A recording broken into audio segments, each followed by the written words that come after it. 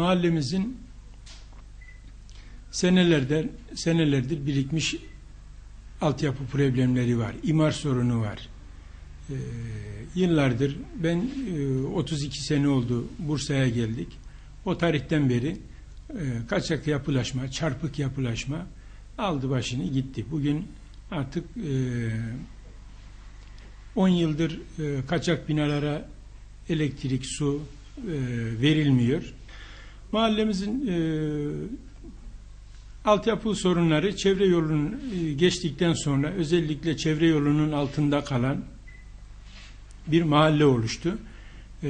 40 tane sokağımız var orada. Orası ova koruma bölgesinde olduğundan dolayı ben muhtarlığa geldikten sonra orası ova koruma bölgesine geçmişti.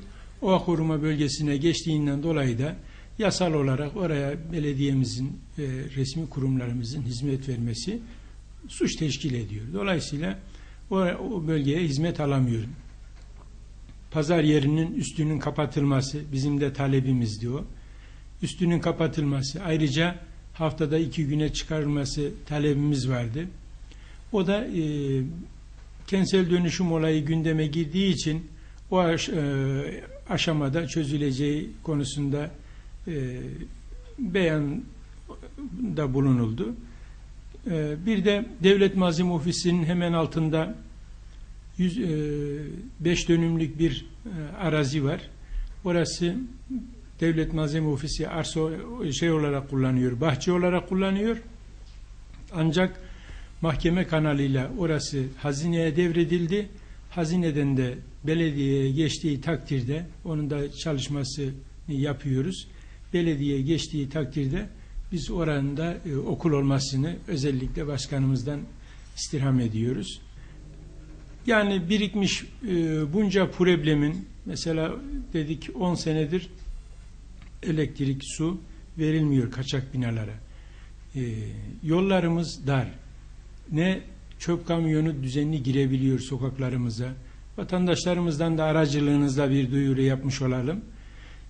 Araçlarını sağlı sollu bırakıyorlar. Ne çöp kamyonu girebiliyor, ne sokaklarımıza ambulans girebiliyor.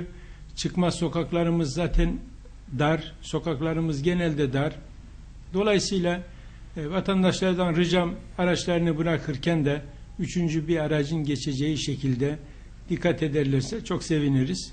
Şu anda okulumuz Arabiyatağı Mahallesi'nde 3 tane okul var. Hasan Öztümur İlkokulu var. Hasan Ali Yücel İlkokulu var. Bir de Zübeyde Hanım Ortaokulu var. Ancak bu bölgede bir ilkokula daha ihtiyaç var. Olursa seviniriz yani. Bu bölgede nüfus yoğunluğu çocukların daha fazla. Dolayısıyla her zaman okula ihtiyaç var. Biz eğitimden yanayız. Eğitimin kalitesinden yanayız. Dolayısıyla okul talebimiz önceliklidir yani.